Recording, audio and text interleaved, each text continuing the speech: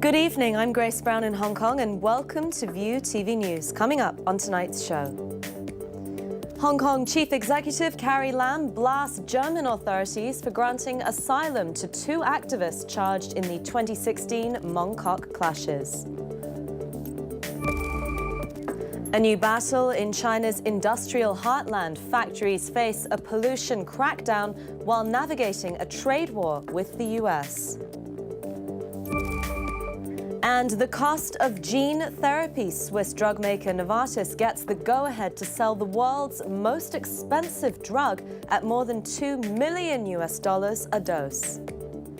Thank you for joining us. First up tonight, Chief Executive Carrie Lam says German authorities have undermined the SAR's justice system by granting 2 Hong Kong activists asylum. Lam spoke to the press today after having expressed her disappointment to Germany's Consul General on Friday.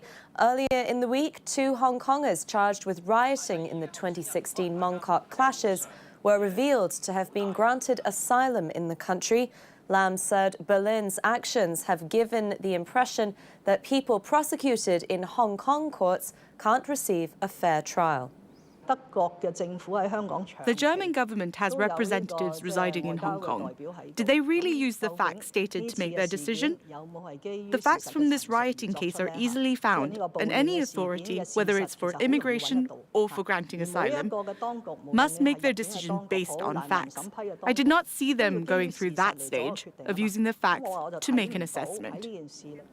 More top government officials are trying to ease fears in the city over the proposed amendments to the extradition laws. Security Chief John Lee said on radio, Beijing has agreed on principle to only allow the mainland's top court, the Supreme People's Procuratorate, to handle extradition requests. He also said journalists who interview mainland dissidents or publish books censored in the mainland won't be extradited across the border. Meanwhile, Chief Secretary Matthew Cheung added several chambers of commerce have reacted positively to the proposed changes in recent meetings. Now, let me tell you that we should and would certainly step up our efforts to explain our case, ease concerns. And in fact, in the next few weeks, we still keep an open mind. If there are any practical suggestions which are viable, which can fulfill our dual objectives of solving the murder case in Taiwan and also filling the gaps in our existing regime, we stand ready to consider them. But concern is still pouring in from overseas about the city's proposed extradition law amendments. 8 U.S. commissioners from both the Democratic and Republican parties have written to the chief executive asking her government to shelve the bill. They say they fear the amendments would erode freedoms and harm journalists, rights activists and rights advocates and activists living in the city. They say if the laws pass, international firms headquartered in the SAR would move elsewhere to cities where foreign citizens won't risk being extradited to mainland China. The government may employ 50 more doctors trained overseas to work in understaffed hospitals by the end of the year. That's according to Hospital Authority Chief Executive Lung Pak-yin during a forum on revamping public health care. 20 foreign doctors are being recruited and another 20 are waiting to be registered with the Medical Council. That adds to the existing 10 foreign doctors already working in a limited capacity in public hospitals. Lung said partnerships with the private sector can help redistribute the flow of patients, but warned that the government must be careful as this could lead to more specialist doctors moving into private practice. Lawmakers passed a motion to spend $550 million to study the viability of constructing artificial islands off the coast of Lantau. 20 lawmakers voted in LegCo in support, while 16 voted against the funding. Public Works Subcommittee Chairman Lo Wai Kwok drew fire from lawmakers before the vote by putting restrictions on the amount of time committee members were allowed to speak. The pro-democracy camp said more time was needed to let the wider public know how taxpayer money would be spent on the project. The squeeze is on in China's industrial heartland as Beijing clamps down on polluting industries. Together with an economic slowdown caused by the ongoing trade war with the US, hundreds of factory towns in China are finding it hard to survive. Eve Johnson has the details. Smog is a fact of life here in China's industrial heartland. Even steel workers taking a moment to enjoy some Chinese opera can't get away from it.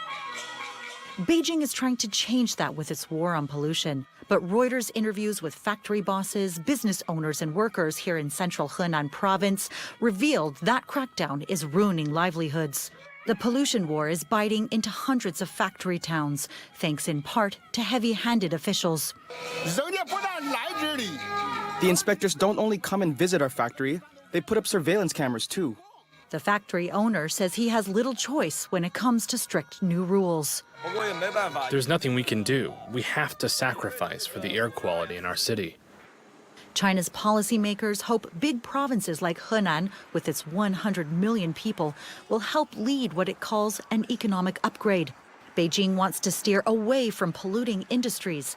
But for people in Henan, it's bad timing. China is slowing down, and there's a running trade war with the U.S. New environmental limits are making it even harder to run the factories that employ everyone. Reuters' David Stanway got a first-hand look when he visited Anyang, Henan's big steel town. Its economy currently depends on steel for about 50% of its output.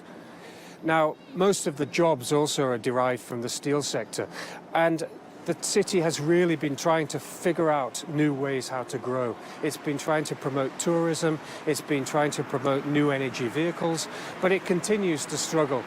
Steel is the mainstay of the local economy, and as long as steel demand remains high, then there will be a market for its products. The anti-pollution campaign isn't only hitting big industrial centers. Sangpo is a two-street town of mostly ethnic Hui Muslims. For years, it had been a thriving model of e-commerce, thanks to demand for its core product, knockoff UGG boots. But last year, environmental inspectors clamped down after industrial sewage contaminated the water supply. Today, only 19 of 135 factories are still open. Meanwhile, Henan hasn't cracked its pollution problem. Back in Anyang, the air is still bad. A reality check for Beijing as China moves ahead with a bigger picture in mind for its future. Coming up next, the latest from the world of business.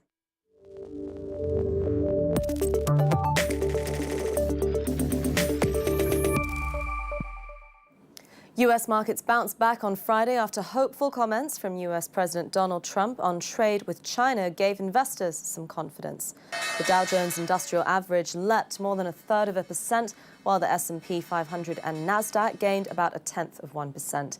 Still, overall, a decline for the week for all three benchmarks, with the Dow losing ground for the fifth straight week. J.P. Morgan Chase, Bank of America, Wells Fargo and other financial stocks rallied after U.S. Treasury yields rose for the first time in 3 days.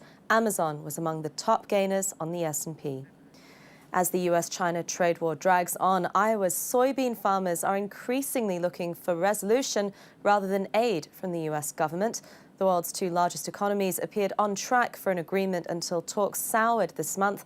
That pushed U.S. soybean futures to their lowest in more than a decade. Lisa Bernhard reports on how that's hurting American growers. We can lose in 1 year what we've made in the last 10. That's the problem, and it's so hard to get that back. For Iowa soybean farmer Don Swanson, the U.S.-China trade war could be digging a hole too deep. Soybeans are the most valuable U.S. farm export, but when China sharply cut its purchases last year, soybean exports to China plunged to a 16-year low. And Swanson and wife Pat are feeling the pain. They were taking 1 row of every 3 rows that we plant of soybeans. That's a lot of soybeans that they were taking. So to lose that market last year has hurt us, and I think will hurt us for a while. They're not alone, as American farmers, a key Trump constituency, have been among the hardest hit in the trade war. But the $16 billion in funds will help keep our cherished farms thriving. To soften the blow, President Trump this week unveiled a $16 billion farm aid package. That follows a $12 billion package his administration delivered last year. But even Trump's Secretary of Agriculture, Sonny Perdue, acknowledged that farmers would rather have trade, not aid, a sentiment recently echoed by Swanson. There's more losers than winners in artificial trade payments. These subsidies. So we want a level playing field, and we feel it could be worked out. But when? That's what fellow Iowa farmer Dave Walton wants to know. We try to have some patience, but that frustration is growing the farther we get into this. We thought we'd have a resolution of that trade issue by now, and it doesn't sound like it's coming anytime soon. It's going to come to a point where this fall we're not going to be able to pay bills, or we're going to have to sell things to pay bills, and that's really bad business. Trade talks collapsed earlier this month, with Trump raising tariffs on $200 billion worth of Chinese imports and China retaliating with tariffs on $60 billion of U.S. goods. Trump and Chinese President Xi Jinping are expected to meet at a G20 summit in Japan in late June. For soybean farmers in Iowa, that meeting and hopes for revived negotiations can't come soon enough. To the world of gene therapy, in which diseases can be treated in some patients by targeting the gene that causes them. And companies are increasingly cashing in. Swiss drug maker Novartis has the go-ahead from U.S. regulators to sell a new treatment for more than $2 million a dose. It's the world's most expensive drug, designed to treat one of the rarest muscular disorders. Conway G. Gittins has more. A new treatment is approved for sufferers of a rare and deadly infant muscle disorder, but it comes with a record price tag, more than $2.1 million for a one-time dose. U.S. regulators on Friday gave Swiss drug maker Novartis approval for gene therapy drug Zolgensma to treat childhood spinal muscular atrophy, a leading genetic cause of death in infants. Novartis told Reuters health and pharmaceutical correspondent Caroline Humer the price is right. Novartis says that it is worth $2.125 million because right now there's treatments on the market that cost almost $500,000 a year already. In this first trial for children who have gotten it, the results have been pretty amazing, really. Everybody agrees that the children who had been predicted not to be able to walk or even swallow or even lift their heads can move around. Some of them can run. They can eat on their own. So compared to what the disease is, it's been somewhat miraculous, they say. The record price tag is sure to raise eyebrows among politicians and consumer groups already upset over sky-high costs for prescription drugs. Already, I think we're starting to hear a little bit on Twitter, and we've gotten a bunch of emails from patient advocates saying this is just too high of a price. We'll see. I mean, the company has said that insurers, that payers, the big ones, are ready to pay for this. But one independent group, the Institute for Clinical and Economic Review, after saying the price was too excessive, changed its mind Friday, seemingly convinced by data on the drug's life-saving results. Novartis is not alone in treating the disease. Biogen has a drug which requires multiple doses starting at $750,000 the first year and $375,000 each year thereafter. And rival Roche is working on its own treatment, which it plans to seek approval for later this year. No word yet on how much that drug will cost. U.S. President Donald Trump touched down in Tokyo earlier, kicking off his 4-day visit to Japan. He's meeting with Prime Minister Shinzo Abe to talk security and trade. Trump attended a reception hosted by U.S. Ambassador William Hagerty with executives from Toyota, Nissan, Honda, SoftBank, and Rakuten. And he said he wanted a deal to fix the trade imbalance between the two countries. Our correspondent in Tokyo, Mayo Yoshida, has more on what's on the table. Well, the timing of Trump's visit to Japan